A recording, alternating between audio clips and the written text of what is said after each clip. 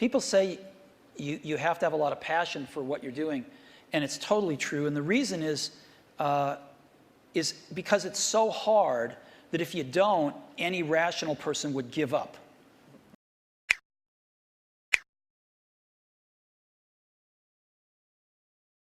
Do something you're very passionate about, and don't try to chase what is kind of the hot passion of the day. You have to have an emotional investment in what you're doing. If you don't love what you're doing, failure is pretty much guaranteed. Success is not guaranteed by any means, but failure is much more likely if you don't love what you're doing. If you know exactly what you want to be, you need to spend as much time with people that are actually that already. When it comes to changing the world, what I learned from Steve Jobs is, if you believe in a Macintosh, if you believe in iPhone, iPod, iPad, if you believe enough, then you will see it. Because other people will believe in it. Other people will create software. Other people will create products. So you need to foster the belief in what you are dreaming so that it becomes a reality, which is very different than saying, I don't expect anybody to believe it until I see it. You need people to believe it before they can see it. This little idea explains why some organizations and some leaders are able to inspire where others aren't. Let me define the terms really quickly. Every single person, every single organization on the planet knows what they do, 100%. Some know how they do it, whether you call it your differentiating value proposition or your proprietary process or your USP. But very, very few people or organizations know why they do what they do. And by why, I don't mean to make a profit. That's a result. It's always a result. By why, I mean what's your purpose? What's your cause? What's your belief?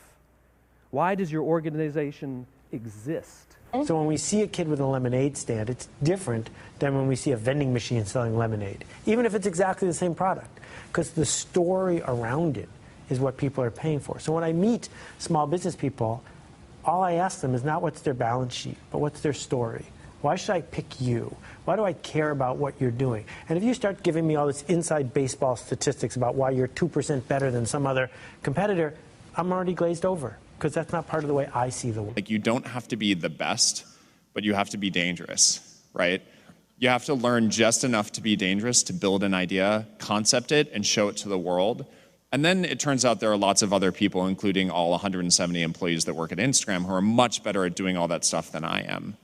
But you need to find people who can, be drawn to the idea that you build, and then they end up taking it and making it even. People say you have to have a lot of passion for what you're doing, and it's totally true. And the reason is because it's so hard that if you don't, any rational person would give up. It's really hard, and you have to do it over a sustained period of time. So if you don't love it, if you're not having fun doing it, and you don't really love it, you're going to give up.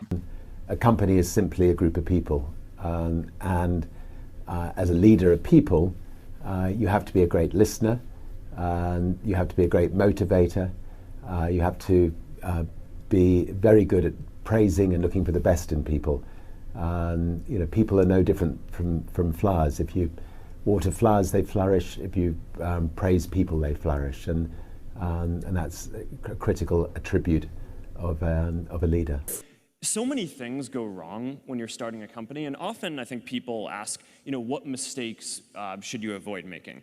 And my answer to that question is, don't even bother trying to avoid mistakes, because you're going to make tons of mistakes, right? And the important thing is actually learning quickly from whatever mistakes you make and not giving up.